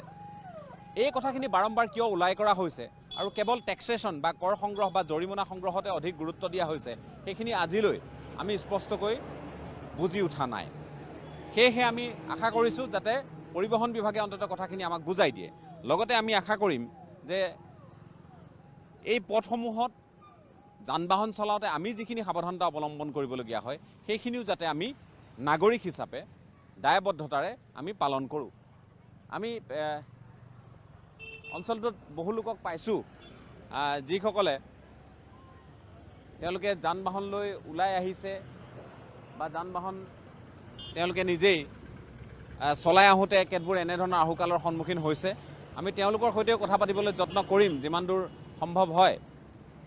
আপোনালোকে গম পাইছেনে যে আপোনালোকে এতিয়াৰ পৰা ৰাষ্ট্ৰীয় ঘাইপথত বাহন চলালে গতি নিয়ন্ত্ৰণ কৰি চলাব লাগিব, এই কথাখিনি অৱগত হৈছেনে? এইটো গম পাইছোঁ, হয়, এইটো গম পাইছোঁ। আপুনি ক'ৰ পৰা আহিছে? মই মৰিগাঁৱৰ পৰা আহিছোঁ। এতিয়া যাব ক'লৈ? বাইহাটা চাৰিআলি। এতিয়া বাইহাটা চাৰিআলিলৈ আপুনি ৰাষ্ট্ৰীয় ঘাইপথেৰে যাব লাগিব। মৰিগাঁৱৰ পৰা আহোঁতে আপুনি ৰাষ্ট্ৰীয় ঘাইপথেৰে আহিলে নে ভিতৰেদি আহিলে? ভিতৰে আহিলোঁ। এতিয়া যেতিয়া বাহিৰে বাহিৰে যাব লাগিব, ৰাষ্ট্ৰীয় ঘাইপথেৰে যাব লাগিব, আপুনি এতিয়া কইনাধৰা পইণ্টত আছে, ইয়াৰ পৰা আপুনি যেতিয়া বাইহাটা চাৰিআলি যাব, আপুনি ৰাষ্ট্ৰীয় ঘাইপথত আপুনি যিকোনো মুহূৰ্তত আপুনি কৰ ভৰিবলগীয়া হ'ব পাৰে, যদিহে আপুনি গাড়ী যিটো আপোনাৰ গতিবেগ নিৰ্ধাৰণ কৰা আছে তাতকৈ যদি বেছি বেগত চলায়। এই কথাখিনি গম পাইছে? সেইটো গম পাইছোঁ। মই তেনেকৈ নিয়মটো মানিয়ে চলিম বাৰু। এই যে নিয়ম কৰা হৈছে, বহুতে কৈছে যে আমাৰ ধৰি লওক আপুনি মৰিগাঁৱৰ পৰা কেতিয়াবা ৰাষ্ট্ৰীয় ঘাইপথেৰে আহিলে, আপুনি 60 ঠাই বিশেষ আপুনি 60টো চলাব নোৱাৰিব, 40 ক'ৰবাত 30 এনেধৰণে চলাব লাগিব। গতিকে আপোনাৰ খুব দৰকাৰী কাম হ'ল, যাবলগীয়া হ'ল, আপুনি অসুবিধাত পৰিলে, এনেধৰণৰ কথা বতৰা কেতবোৰ হৈ আছে। এই বিষয়বোৰক লৈ আপোনালোকৰ ক'বলগীয়া কি? নাই, মই ভাবিছোঁ কি এখন লাহে লাহে চলালে নিজৰ জীৱনটো মানে পুৰা ৰিস্ক থাকি যায়নে। 40 চলালে এক্সিডেণ্ট নহয়। এইটোৱে মই সময় বেছি লাগিব, সময় বেছি লাগিলেও কথা নাই, ঘৰতহে যাম, সময় লাগিলেও কথা নাই, এক্সিডেণ্ট নহয়, দুৰ্ঘটনা নহয় মানুহবিলাক। আপোনাৰ কথাখিনি যোগাত্মক যে কি নহওক, কিন্তু বহু লোকে এই কথাখিনি যথেষ্ট সমালোচনা কৰিছে আৰু 2000 টকা কৰ দিয়াটোক লৈ এই কৰ যে বা জৰিমনা যে ভৰিবলগীয়া হৈছে বহু লোক অৱগত নহয়। আপুনি গম পায়নে যে 2000 টকা ভৰিব লাগিব এই কথাখিনি? গম পাইছোঁ। আপত্তি আছে নেকি তাত 2000 টকা? নহয়, আপত্তি মানে কি, মইতো নিয়মটো মানিয়ে চলিম, মই চলাম এনেকৈ চলাম। নিয়ম মানি চলা মানুহৰ ভয় নাই। হয়, মই নিয়ম মানিয়ে চলিম, 40তে চলাম গাড়ী, অলপ দেৰি হ'লেও কথা নাই আৰু। তেখেতৰ যিখিনি কথা বতৰা, এই কথা বতৰাখিনি বেলেগ আৰু বহু লোকে হয় এনেধৰণে নিয়ম মানিয়ে চলে আৰু তেওঁলোকে কোনো ধৰণৰ খৰধৰ কৰিবলগীয়া কথা ইয়াত নাই, সেই কথাখিনি অৱগত কৰিছে। এয়া আছিল এগৰাকী সাধাৰণ লোকৰ ভাষ্য। তাৰ বিপৰীতে আমি বহু লোকৰ এনেধৰণৰ কথা বতৰা শুনিছোঁ, বহু লোকে এনেধৰণৰ মন্তব্য কৰিছে সামাজিক মাধ্যমত যে এই বিষয়বোৰ সন্দৰ্ভত আচলতে সজাগতাৰ প্ৰয়োজন আৰু সময় সাপেক্ষ কেতবোৰ পদক্ষেপৰ প্ৰয়োজন, যিখিনি আজি কোপতি হোৱা নাই আৰু নোহোৱাৰ কাৰণেই বহু লোক ক্ষোভিত হৈছে আৰু বিষয়টো বিতৰ্কৰ মাজলৈ ক্ৰমাৎ ধাৱমান হৈছে। এই মুহূৰ্তত জ্যেষ্ঠ অধিবক্তা ভাস্কৰদেৱ কোঁৱৰ আমাৰ সৈতে উপস্থিত আছে। আজি আমি যিহেতু ৰাজপথলৈ সকলোকে আমন্ত্ৰণ জনাইছোঁ কথাখিনি পাতিবৰ কাৰণে, আৰু ইয়াত পৰিৱেশটো দৰাচলতে কি সেই কথাখিনি অনুধাৱন কৰাৰ প্ৰয়োজন আছে, যিখিনি আমি আপোনালোকক ইতিমধ্যে দেখুৱাইছোঁ। ভাস্কৰদেৱ কোঁৱৰ, আমি সিদিনা ষ্টুডিঅ'ত কথাখিনি পাতিলোঁ আৰু আমি তেওঁলোকৰ প্ৰত্যাহ্বান গ্ৰহণ কৰি আমি ৰাজপথলৈ ওলাই আহিলোঁ, ৰাষ্ট্ৰীয় ঘাইপথলৈ।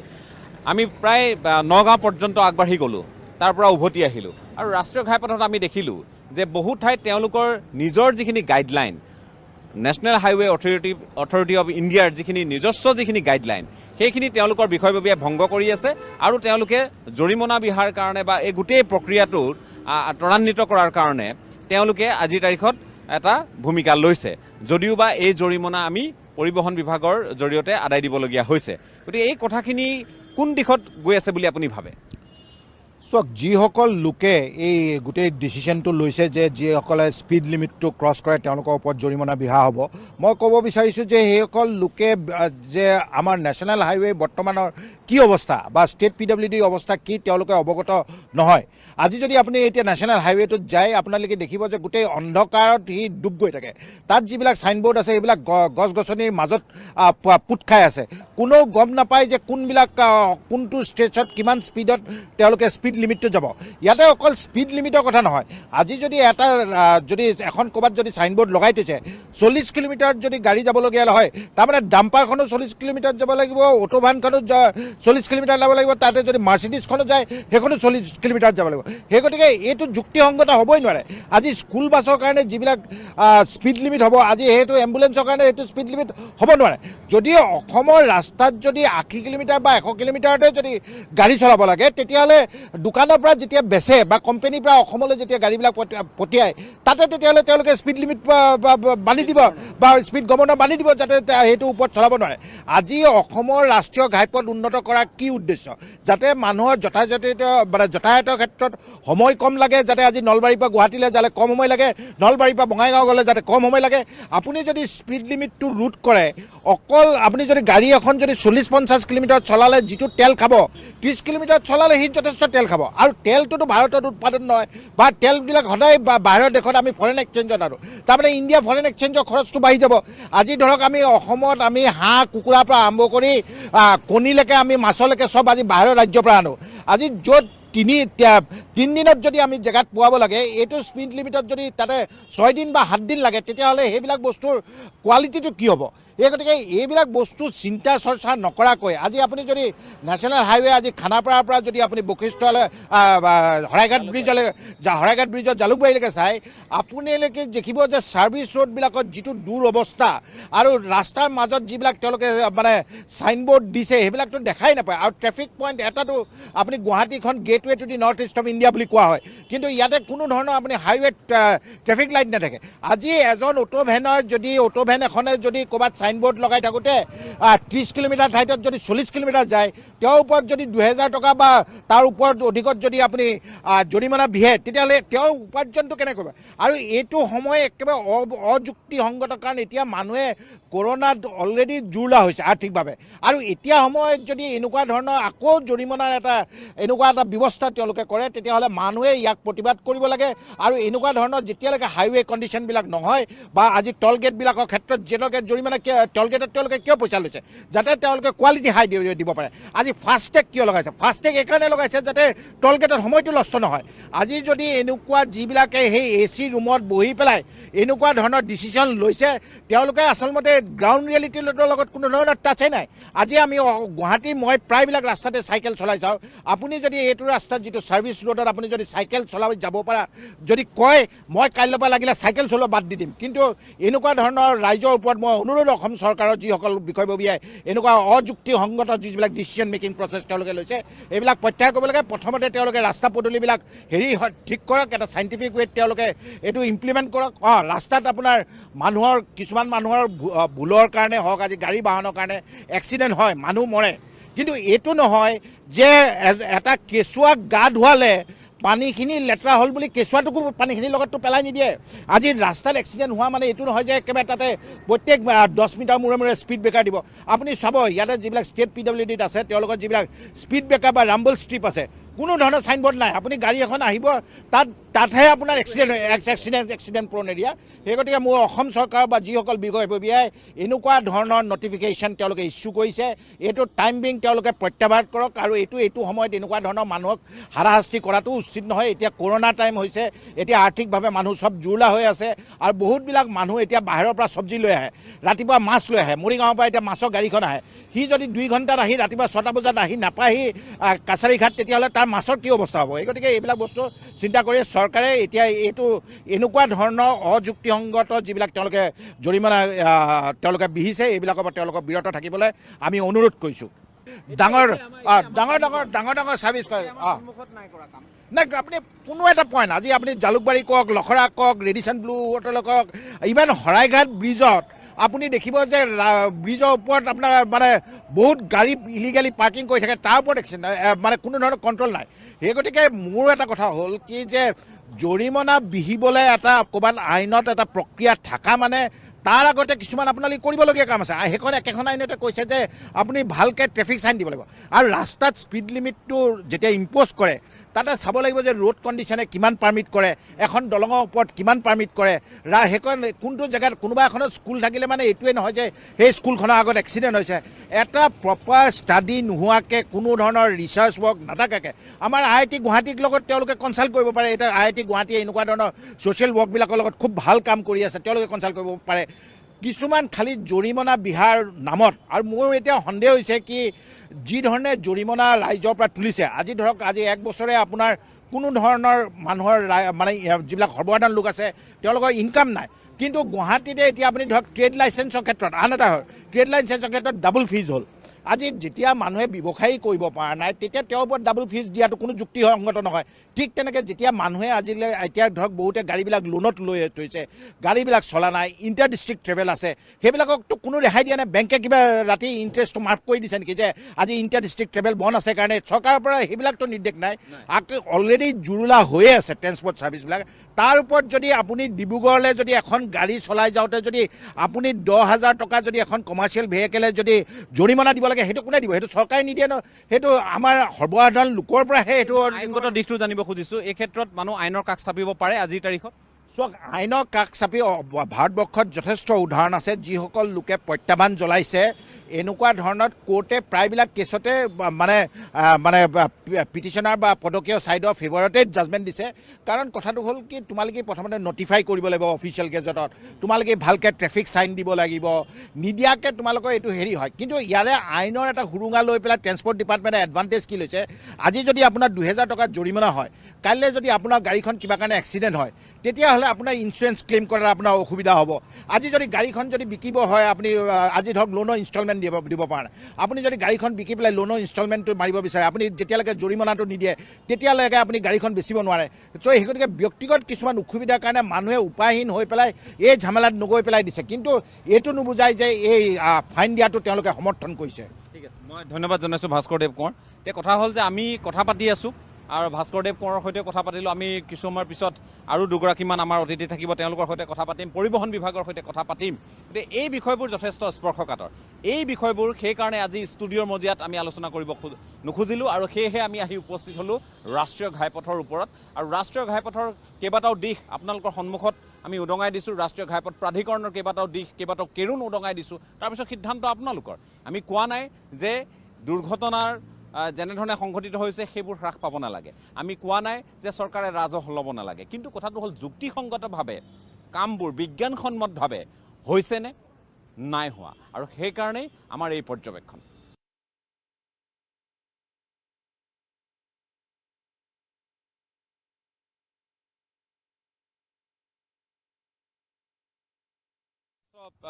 তেওঁ নিজেও কেইবাটাও তেওঁ এই বিষয়টো সন্দৰ্ভত লিখিছে ইয়াৰ পূৰ্বে, কিন্তু আজিৰ প্ৰসংগটো বেলেগ। ইয়াৰ পূৰ্বে তেওঁ ৰাষ্ট্ৰীয় ঘাইপথত দুৰ্ঘটনাৰ বৃদ্ধি পোৱাৰ কথাক লৈ তেওঁ লিখিছিল খবৰ কাগজত, কিন্তু আজিৰ তাৰিখত শ্যামকানু মহন্ত বিষয়টো হ'ল যে আমি কিয় জৰিমনা ভৰিবলগীয়া হৈছে 40-50, এয়াই আমাৰ সৰ্বোচ্চ সীমা নেকি গাড়ী চলোৱাৰ? মই যিটো নিয়মীয়া বাৰ্তা কাগজত আৰ্টিকলটো লিখিছিলোঁ, মই কৈছিলোঁ যে দুৰ্ঘটনা বেছি হৈছে, চ' অলপ নিয়ন্ত্ৰণ কৰিব লাগে। নিয়ন্ত্ৰণ কৰিবলৈ আমি 100 কিলোমিটাৰ বেগত ৰাষ্ট্ৰীয় ঘাইপথত যিটো NHA ৰুল মতে 100 কিলোমিটাৰলৈকে যাব পাৰে, সেই বেগ বা তাতকৈ 120-140 কিলোমিটাৰ দেখা যায়। আমি কৈছিলোঁ যে 100 কিলোমিটাৰ চলাব দিব নালাগে, কিন্তু 50 কিলোমিটাৰ বুলি কোৱা নাছিলোঁ। আমি লগতে কৈছিলোঁ সেইটো ৰাষ্ট্ৰীয় 4 লেন ঘাইপথত, আৰু যেতিয়া ডাবল লেন ঘাইপথত ডিজাইন কৰা হয় 80 কিলোমিটাৰ পাৰ আৱাৰ, এইটো ডিজাইন স্পীড। আমি কৈছিলোঁ যে সেই 80 কিলোমিটাৰতকৈ বেছি যাব দিয়া নাই, কিন্তু যে 50 কিলোমিটাৰ 4 লেন ঘাইপথত যিটো কৈছে মই আচৰিত খাইছোঁ। মই নাজানিছিলোঁ যে এনেকুৱা লৈ আছে। বহুতে কোৱাৰ পিছত মই কোনোবাই দেখিলোঁ ফাইন লগোৱা, তেওঁলোকে কৈছে ৰাষ্ট্ৰীয় ঘাইপথৰ কিছুমান অঞ্চলত, বেকা অঞ্চলত এনেকুৱা ধৰণৰ কৰা হৈছে। ৰাজদীপ বাইলুং বৰা এতিয়াও মনত আছে, তেখেতে হায়দৰাবাদৰ পৰা অসমলৈ আহিছিল, গাড়ী চলাই আহিছিল। তেতিয়া সেই যাত্ৰাটো তেখেতে ছ'চিয়েল মিডিয়াত লিখিছিল। আপুনি গাড়ী চলাইছে, ৰাস্তাত বেকা অংশ আপুনিও দেখিছে, কোনোদিনে দেখা নাযায় এনেকুৱা স্পীড কমোৱাটো। কাৰণ ৰাষ্ট্ৰীয় ঘাইপথত আটাইতকৈ ডাঙৰ কথা হৈছে ৰোড চাইনেজ। গৈ থাকোঁতে এইফালে টাৰ্ণিং ল'ব লাগে, এইপিনে স্কুল আছে বা কিবা বা ৰাম্বুল ষ্ট্ৰিপ আছে, এই গোটেইখিনি কথা ৰাষ্ট্ৰীয় ঘাইপথৰ আইন মতে ভালকৈ ক্লিয়াৰলি ডিফাইন কৰা হয়। আৰু যেতিয়া ডিফাইন কৰা হয় তেতিয়া স্পীড লিমিট জেনেৰেলি নাথাকে। চ' আপুনি টাৰ্ণিং লোৱাৰ আগতে গম পায় যে এইপিনে টাৰ্ণিংটো আছে, সেইটো হৈছে আগৰ পৰা আপোনাৰ স্পীড লিমিট যিটো ৰোড সংকেত সেইটো আমি ৰোড চাইনেজ বুলি কওঁ। এই চাইনেজজনৰ এনে ধৰণৰ প্ৰকল্প মই নিজেও ইনভলভ আছিলোঁ। চেন্নাই পণ্ডিচেৰী ৰোড, দিল্লী নয়ডা ব্ৰিজ, এই প্ৰকল্পবোৰ ডিজাইন কৰোঁতে মই ইনভলভ আছিলোঁ, ILFSত কাম কৰিছিলোঁ। এইটো এটা সহজ কথা, কিন্তু এনেকৈ কেতিয়াও যেতিয়া ৰাষ্ট্ৰীয় ঘাইপথৰ আইডিয়া কৰা হৈছিলে 50 কিলোমিটাৰ কেতিয়াও প্লেন কৰা নাছিলে, যেতিয়া 4 লেনিং কৰা হৈছিলে। কাৰণ সোনকালে যে এটা অঞ্চলৰ মাজত যদি সোনকালে গৈ পাই কাম হয়, সেইটো কাৰণে কৰা হৈছিলে। আটাইতকৈ ডাঙৰ কথা হৈছে ৰাস্তাত বহু এক্সিডেণ্ট হয়। এক্সিডেণ্ট হোৱাৰ পাছত এইটো গতিবেগত যদি টাৰ্ণিঙত এনেকৈ আহিবলগীয়া হয়, মানুহজনে এঘণ্টাৰ পিছত আহি নাপাবহি। গল্ডেন আৱাৰ বুলি এটা কনচেপ্ট আছে, ঘটনা হোৱাৰ এঘণ্টাৰ ভিতৰত আপুনি যদি হস্পিটেল নিব পাৰে মানুহজন বাচে। যদি ইমান 50 কিলোমিটাৰ যাবলগীয়া হয়, মই শিৱসাগৰত মোৰ ঘৰ, গুৱাহাটীৰ পৰা যাওঁতে দেখোন মোৰ 12 ঘণ্টা লাগিব। চ' এইটো হোৱাটো কেতিয়াও ৰাষ্ট্ৰীয় টোল দি পেলাই আপুনি সোনকালে যাব বিচাৰে, টোল আপুনি কিমান দিয়ে? 115 টকা দিয়ে, 90 টকা দিয়ে। টোল এইকাৰণে দিয়ে যাতে সোনকালে পায়গৈ। যদি এই যিটো গোটেই প্ৰক্ৰিয়াটো প্ৰথম কথা। দ্বিতীয় প্ৰক্ৰিয়াটো ৰাষ্ট্ৰীয় ঘাইপথ ইমান গাঁত কিয়? এই কথাখিনি মই কথা পাতিছোঁ। ৰাষ্ট্ৰীয় পথ ঘাট তেওঁলোকে কয় যে এইকাৰণে গাঁত কণ্ট্ৰেক্টৰে বনাই দুদিনৰ পিছত আকৌ বেয়া হৈ যায়। কিয় হৈছে এনেকুৱা? এইটো কেনেকৈ হ'বলৈ পাৰে? যদি টোল দি পেলাই আমি গাঁত থকা ৰাস্তা আমি কিয় পাম? এইখিনি কথা আলোচনা কৰাৰ সময় আহিছে। প্ৰথম কথা হৈছে অসম চৰকাৰ, NHI দুটা, অসম চৰকাৰৰ NHI দিছে, 3টা সংগঠন আছে। অসম চৰকাৰ পৰিবহণ বিভাগ, national highway authority of India আৰু ভাৰত চৰকাৰৰ পৰিবহণ মন্ত্ৰণালয় নেশ্যনেল হাইৱে ডেভেলপমেণ্ট কোম্পানী নামৰ এটা কোম্পানী খুলিছে নৰ্থ ইষ্টৰ কাৰণে। কিয় খুলিলে মই বুজি নাপাওঁ। কাৰণ NHI যেতিয়া অসমত আছে, নৰ্থ ইষ্টত আছে, আকৌ এটা কোম্পানী খুলি কিন্তু কামটো কি কৰিছে? যোৰহাটৰ পৰা যেতিয়া শিৱসাগৰ, আপোনাৰ ঘৰ শিৱসাগৰত, আমাৰ ঘৰ শিৱসাগৰ, যোৰহাটৰ পৰা এনে জীয়াটো ভুগিবলগীয়া হৈছে। ইমান শ্ল' হৈছে কাম। এই টিয়কৰ ওচৰত ৰাস্তাটো ইমান বেয়াকৈ ৰাখিছে, কিমান দিন ধৰি জাজিৰ ওচৰত। কিয় হৈছে? কাৰণ কেইবাটাও সংস্থাই কাম কৰিছে আৰু কামটো কণ্ট্ৰেক্টৰক দিয়ে আৰু কণ্ট্ৰেক্টৰে কামটো নকৰে, আউটচোৰ্চ কৰি দিয়ে। আউটচোৰ্চ কৰি ছাব কণ্ট্ৰেক্ট কৰে, ছাব কণ্ট্ৰেক্ট কৰি কামটো নহয়। ভুল পৰিচালনাৰ কাৰণে মানুহে জীয়াটো ভুগিবলগীয়া হৈছে আৰু সেই সময়ত ৰাস্তাটো ভাল কৰি নথয়। তাৰপিছত আকৌ টোল লাগে, তাৰপিছত আকৌ স্পীডৰ ইছ্যু আছে। মোৰ মতে এইটো এটা ডাঙৰ সমস্যা। খুব ভাল পাইছোঁ ৰাজীৱ বাইলুং বৰুৱাই ND24 ইছ্যুটো লোৱাৰ কাৰণে, আৰু আমি বিচাৰোঁ চৰকাৰে সলনি কৰক। মই শ্যামকান্ত মহন্ত এটা কথা কওঁ, আজি এই পথছোৱাত আমি ৰৈ আছোঁ। এইটো এটা ৰাষ্ট্ৰীয় ঘাইপথ, ৰাষ্ট্ৰীয় ঘাইপথৰ 37 নম্বৰ ৰাষ্ট্ৰীয় ঘাইপথৰ এইটো হ'ল, মই আগেও ক'ব খুজিছোঁ যে এইটো আৰম্ভ হৈছে এই ঠাইডোখৰ যদি আমি কওঁ সংযোগী পথছোৱা হৈছে এয়া ৰাষ্ট্ৰীয় ঘাইপথৰ অন্যতম খানাপাৰাৰ পৰা জালুকবাৰী। এই পথছোৱাৰ আপুনি মন কৰিছে নিশ্চয়, ইয়াত ট্ৰেফিকত আজি চাওক যে ৰাষ্ট্ৰীয় ঘাইপথৰ মাজত এটা ট্ৰেফিক পইণ্টৰ এই অৱস্থা, লাইট নাই। ইয়াৰ ষ্ট্ৰীট লাইট আছে, ষ্ট্ৰীট লাইটসমূহ নাই। গতিকে দুৰ্ঘটনাৰ অন্যতম কাৰণ হিচাপে দেখুওৱা হৈছে যে ৰাষ্ট্ৰীয় ঘাইপথত 75% দুৰ্ঘটনা সংঘটিত হয়। এই কথাটো বাৰম্বাৰ কোৱা হৈছে আৰু সেইকাৰণে গতি ইয়াত নিয়ন্ত্ৰণ কৰিব লাগে বুলি কোৱা হৈছে। কিন্তু গতি নিয়ন্ত্ৰণৰ নামত যিবোৰ ভেকু ভাওনা, একে ঠাইতে আপুনি 20 মিটাৰত আপুনি 80 কিলোমিটাৰ প্ৰতি ঘণ্টা, 20 মিটাৰ পিছত আপুনি 50 কিলোমিটাৰ প্ৰতি ঘণ্টা।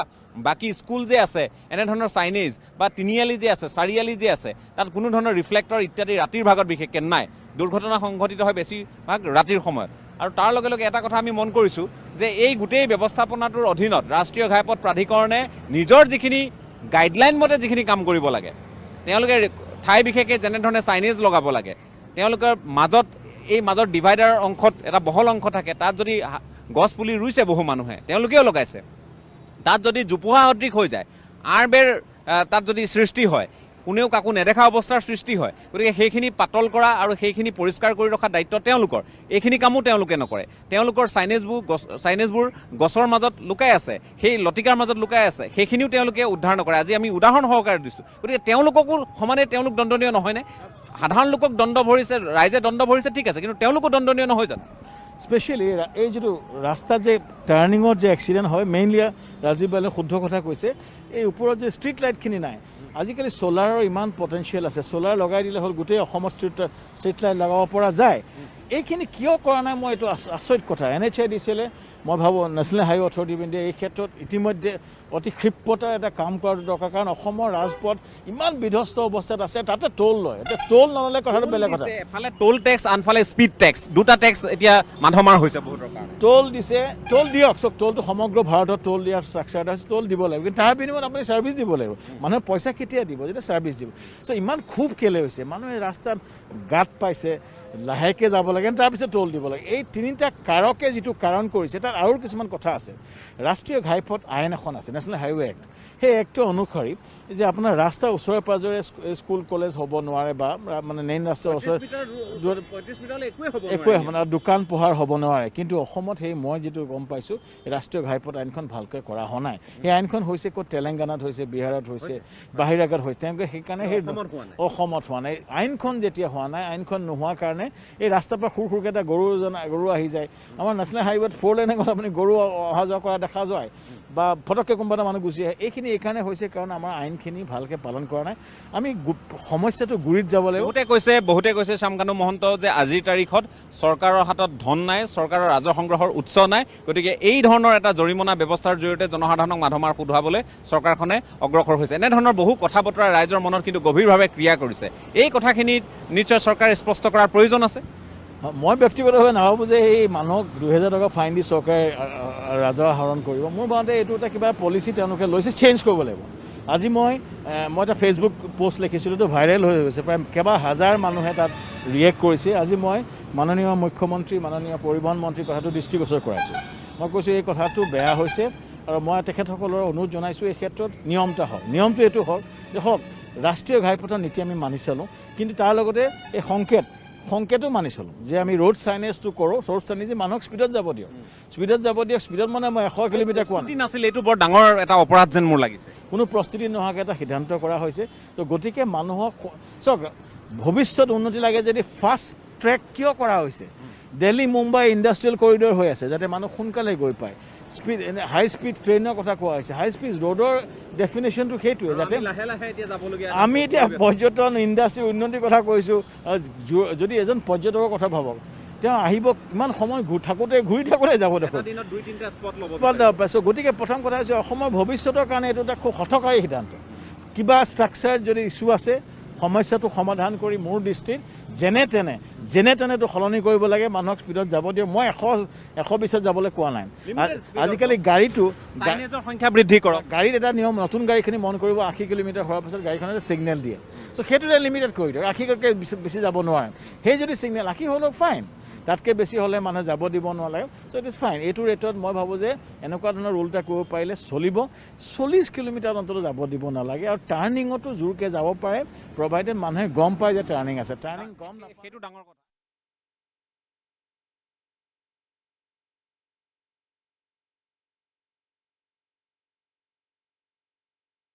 তাৰপিছত আমি কি আশা কৰিম? সমস্যাটো সেইটোৱে। এই সমস্যাটো হৈছে ষ্ট্ৰাকচাৰখন। প্ৰাধিকৰণ জবাবদিহি হ'ব। এইটো সমস্যাটো হৈছে ৰাষ্ট্ৰীয় ঘাইপথ প্ৰাধিকৰণৰ লগতে অসম চৰকাৰে মিলি, কাৰণ এইটো বস্তুটো সিদ্ধান্ত দুয়োজনে মিলি কৰিব লাগিব। এজনে আনজনক ঠেলি দিলে নহ'ব, দুয়োজনে মিলি কৰিব লাগিব। কাৰণ ৰাইজে নিজৰ বাৰ্তা দিছে। আজি মই ছ'চিয়েল মিডিয়াটো পঢ়োঁতে দেখিছোঁ মানুহৰ ক্ষোভ দেখিছোঁ। চ' মই দুটা বস্তু মন কৰিছোঁ, মানুহৰ এনেও ক্ষোভ হৈছে। এতিয়া ক'ভিডৰ সময়ত চাকৰি বাকৰি নাই, আমাৰ নিচিনা মানুহৰ বহুত কষ্টত আমি আছোঁ, বা উদ্যোগীসকলৰ, বা আমাৰ যদি এই অৱস্থা, বাকীসকল লোকৰ কিমান বেয়া অৱস্থা হ'ব। এই ক্ষোভৰ সময়ত এই কথাটো আৰু এটা ক্ষোভ জাগৰিত হৈছে। গোটেই চৰকাৰখনৰ এগেইনষ্টে মই এটা ক্ষোভ দেখিছোঁ, আৰু এই ক্ষোভটো, এই কথাখিনি সদায় মানুহ অহা যোৱা কৰি থাকে। মেক্সিমাম মানুহ এতিয়া নগাঁৱৰ পৰা গুৱাহাটীলৈ আহে, বা বিভিন্ন অঞ্চলৰ ওচৰে পাঁজৰে যাবলৈ, উইদিন ডিষ্ট্ৰিক্ট ঘূৰিবলৈ এইটো সমস্যা। যেতিয়া ইণ্টাৰ ডিষ্ট্ৰিক্ট খোল খাই যাব, তেতিয়া সমস্যাটো আৰু বাঢ়ি যাব, তেতিয়া ক্ষোভ আৰু বাঢ়িব। চৰকাৰে, মাননীয় মুখ্যমন্ত্ৰীয়ে এই ক্ষেত্ৰত বিশেষ ভূমিকা লৈ এই সমস্যাটো NHAI দিছিল, আৰু অসম ট্ৰেন্সপৰ্ট বিভাগৰ লগত বহি সমস্যাটোৰ সমাধান কৰক, মানুহক অন্তত মসৃণভাৱে সোনকালে যাব এটা ব্যৱস্থা কৰক। ধন্যবাদ। শ্যামকানু মহন্তক ধন্যবাদ জ্ঞাপন কৰিছোঁ। আমি পৰিবহণ বিভাগৰ কথাখিনিও নিশ্চয় জনাৰ প্ৰয়াস কৰিম। কিন্তু মূল কথাটো হ'ল যে আজি আমি গ্ৰাউণ্ড জিৰ'ত আহি আমি ৰাইজক সঁচা ছবিখন দেখুওৱাৰ যত্ন কৰিছোঁ। আমি ষ্টুডিঅ'ৰ মজিয়াত বহু কথা পাতোঁ, কিন্তু এই কথাখিনিৰ ওপৰতো আজিৰ যিটো আমাৰ পৰ্যবেক্ষণ আছিল, এয়া আছিল সম্পূৰ্ণ তথ্যভিত্তিক, এয়া আছিল বাস্তৱিকতে কি হৈ আছে তাৰ ভিত্তিত। গতিকে আমি আপোনালোকক জনাইছোঁ আজি যে ৰাষ্ট্ৰীয় ঘাইপথ প্ৰাধিকৰণ আৰু পৰিবহণ বিভাগে শেহতীয়া যিবোৰ নীতি লৈছে দুৰ্ঘটনা হ্ৰাস কৰাৰ অৰ্থে, এই নীতিখিনি দৰাচলতে কিমান সময় সাপেক্ষ হৈছে আৰু লগতে কিমান প্ৰস্তুতি সম্পন্ন হৈছে এই কথাখিনি নিশ্চয় এই বিভাগকেইটাই অসমৰ ৰাইজক জনোৱাৰ প্ৰয়োজন আছে।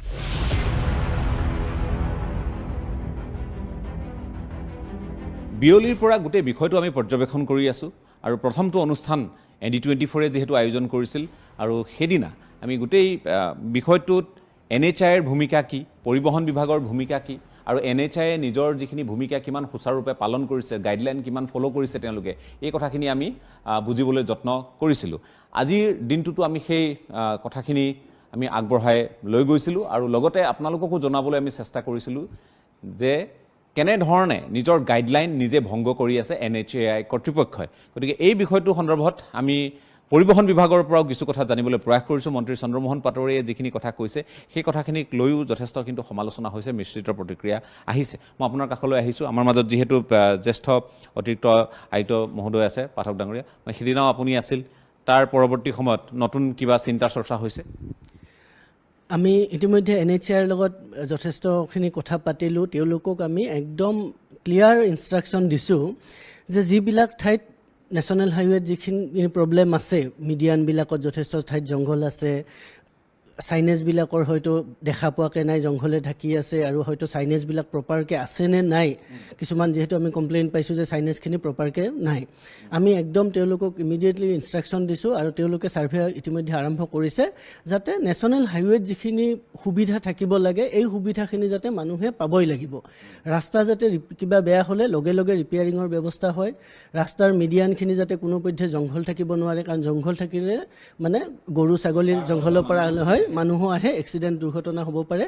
আৰু ৰাস্তাৰ কাষত যিবিলাক চাইনেজ তেওঁলোকে লগাইছে, স্পীড লিমিটেই হওক বা কাৰ্ভেচাৰেই হওক, বেলেগ যেনেকুৱা লগাইছে, এইখিনি যাতে সম্পূৰ্ণ ধুনীয়াকৈ চাইণ্টিফিকভাৱে হয় আৰু কোনো ক্ষেত্ৰতে সেইখিনি যাতে হাবি জংঘলে আৱৰি থাকিব নোৱাৰে, মানুহৰ যাতে সততে দূৰৰ পৰাই যাতে দৃষ্টিগোচৰ হয় আৰু মানুহে যাতে সেইমতে পালন কৰিব পাৰে চাইনেজৰ যিটো নিৰ্দেশনা, তাৰ কাৰণে তেওঁলোকক আমি ব্যৱস্থা ল'বৰ কাৰণে একদম ক্লিয়াৰ ইনষ্ট্ৰাকশ্যন আমি দিছোঁ। মই আপোনাৰ পৰা আৰু এটা কথা খুব চমুকৈ জানিবলৈ প্ৰয়াস কৰিম। এতিয়া আমি গৈ দেখিলোঁ যে ঠাইতে 80, 20 মিটাৰত 50, আকৌ 20 মিটাৰ গৈছোঁ, উদাহৰণ সহকাৰে অন ৰেকৰ্ড মই আপোনাক কৈ আছোঁ এইখিনি কথা। অকণমান পিছতে 30 মানুহ বলীয়া হ'ব লাগিব সঁচা কথা ক'বলৈ গ'লে এনেধৰণে গাড়ী চলাবলৈ হ'লে। তেওঁ নোৱাৰিব এনেধৰণে বাহন চলাবলৈ। বাহন চলোৱাটো সম্ভৱেই নহয় তেনেধৰণে যদি চাইনেজ আপোনাৰ 20-30 মিটাৰ অন্তৰে অন্তৰে যদি তেনেধৰণৰ এটা তাত লগোৱা থাকে, এইখিনি চাই মানুহে গাড়ী চলাব নোৱাৰে, এইটো কথা খাটাং। আৰু ৰাজপথত, ৰাষ্ট্ৰীয় ঘাইপথ মানুহে সোনকালে যাবলৈও মানুহে যত্ন কৰিব, এই কথাখিনিও ঠিক। এতিয়া কথাটো হ'ল যে এই গোটেই বিষয়টোত আপোনালোকে নিশ্চয় তেওঁলোকৰ ফলক অনুসৰি আপোনালোকে জৰিমনা বিহিব বা আপোনালোকৰ গাড়ীবোৰ ইণ্টাৰচেপ্টৰবিলাক তেনেধৰণে আপোনালোকে লোকেট কৰিব। এতিয়া আমি জানিব বিচৰা কথাটো হ'ল যে এই ব্যৱস্থাটোৰ আকৌ এটা পৰ্যালোচনা NHI কৰ্তৃপক্ষ কৰিবলৈ কোৱা হৈছেনে?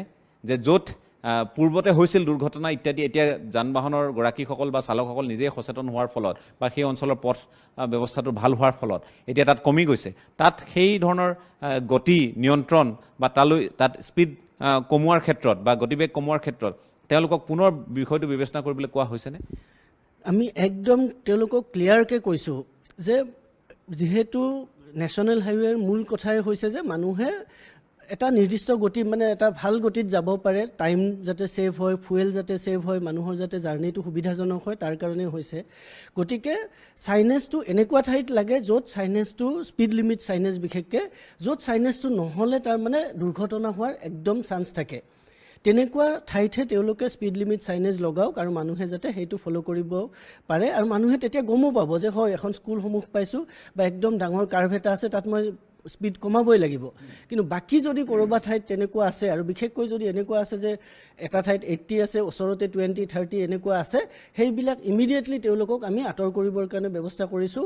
আৰু আমি তেওঁলোকক কৈছোঁ যে কোনো ক্ষেত্ৰত ৰোড চাইনেজৰ কাৰণ মানে অশুদ্ধকৈ লগোৱা ৰোড চাইনেজৰ কাৰণে যদি মানুহৰ অসুবিধাৰ সন্মুখীন হয়, তেতিয়াহ'লে আমি একদম ঊৰ্ধ্বতম কৰ্তৃপক্ষ, আনকি supreme court committee on road safety, আমাৰ যিটো এপেক্স বডি আৰু গোটেই ৰোড ছেফটিৰ, আমি তেওঁলোককো আমি জনাই দিম বুলি কৈছোঁ। মই আৰু এটা কথা মই আপোনাক, সময় যিহেতু কম, আমি শেষ কৰিব লাগিব, বিভিন্নজনৰ কথা বতৰা আমি লৈছোঁ। এটা কথা আমি মন কৰিছোঁ যে এই গোটেই বিষয়টোত ৰাষ্ট্ৰীয় ঘাইপথ প্ৰাধিকৰণ বুলিয়েই নহয়, যিসমূহ ইয়াত এজেঞ্চি জড়িত হৈ আছে, পৰিবহণ বিভাগ জড়িত হৈ আছে, সকলোৱে কিন্তু নিজৰ যিখিনি দায়বদ্ধতা, এই দায়বদ্ধতাখিনি সুচাৰুৰূপে পালন কৰাটো বিচাৰিছে। জনসাধাৰণে বিচাৰিছে, কাৰণ ভুক্তভোগী হৈছে জনসাধাৰণ। আজিৰ তাৰিখত আমি কৰ বা তেওঁলোকৰ পৰা জৰিমনা লৈছোঁ, ইফালে টোল টেক্স লৈ আছোঁ, গতিকে মানুহে এটা গতিত যাব খুজিবই, তাত কোনো সন্দেহ নাই। কিন্তু কথাটো হ'ল মই যেতিয়া গৈ আছোঁ, মই মন কৰিছোঁ এই ঠাইত 30 কিলোমিটাৰ এটা চাইনেজ এখন দেখিলোঁ, অৰ্থাৎ মই তাত 30ত যাব লাগিব। এতিয়া মই 30ত কিমান দূৰলৈ যাব লাগিব তাৰ কোনো কিন্তু কথা নাই, তাত কোনো ধৰণৰ তাত ব্যৱস্থা নাই। মই 80 কিলোমিটাৰত গৈ আছোঁ, মই কিমান দূৰলৈ 80 কিলোমিটাৰত যাব পাৰিম, মোৰ বাধা ক'ত আহিব, বা মই সেই কথাখিনি যিটো সৰ্বাধিক যিটো গতিবেগ আছে সেইটো কথা মই নকওঁ, কিন্তু সৰ্বনিম্ন যিটো গতিবেগ আছে সেই সৰ্বনিম্ন গতিবেগত মই কিমান দূৰ গাড়ী চলাব লাগিব, কোনো ধৰণৰ কিন্তু চিন মুকাম নাই। এই কথাখিনিয়ে বহু মানুহক আহুকালত পেলাইছে।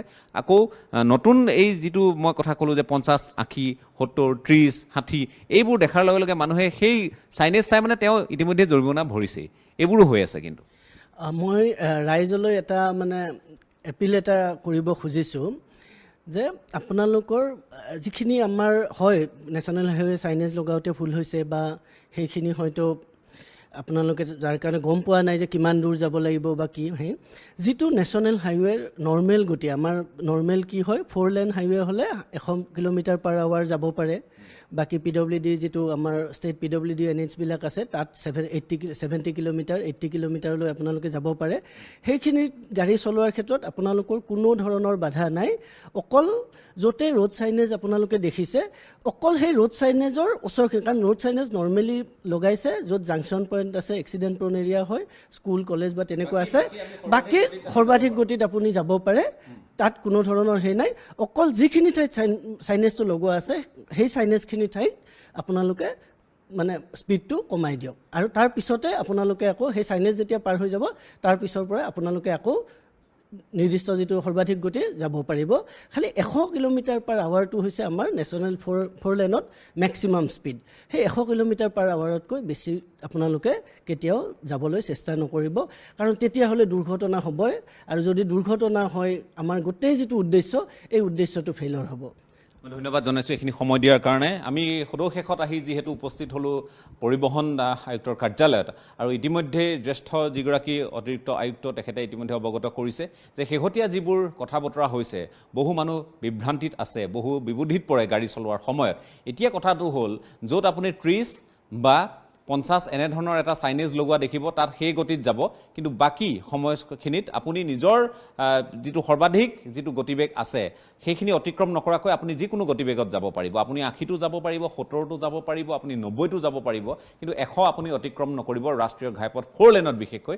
আৰু যিসমূহ 2 লেন হাইৱে আছে তাত সৰ্বাধিক 80, গতিকে 80ৰ সীমা তাত অতিক্ৰম নকৰিব, সেই কথাখিনি তেওঁলোকৰ ফালৰ পৰা কোৱা হৈছে। গতিকে এই কথাখিনি কোৱাৰ সময়তে আমি কিন্তু আহ্বান জনাম যে আপোনালোকে নিজৰ যিখিনি আপোনালোকৰ ফালৰ পৰা যিখিনি কেৰুণ ৰৈ গৈছে সেইখিনি প্ৰথমে ইয়াত ঠিক কৰি ল'ব লাগিব। ৰাষ্ট্ৰীয় ঘাইপথ প্ৰাধিকৰণে হওক, পৰিবহণ বিভাগে হওক, নিজৰ যিখিনি ভুল সেই ভুলখিনি প্ৰথমে শুদ্ধ কৰি ল'ব লাগিব, আৰু আমি আশা কৰোঁ তাৰপিছত জনতায়ো আপোনালোকক সহযোগ কৰিব, আৰু তাৰ লগে লগে লাগিব সজাগতা। এইখিনি কথাৰেই আজিৰ পৰ্যবেক্ষণ ইমানতে সামৰণি মাৰিছোঁ। ধন্যবাদ।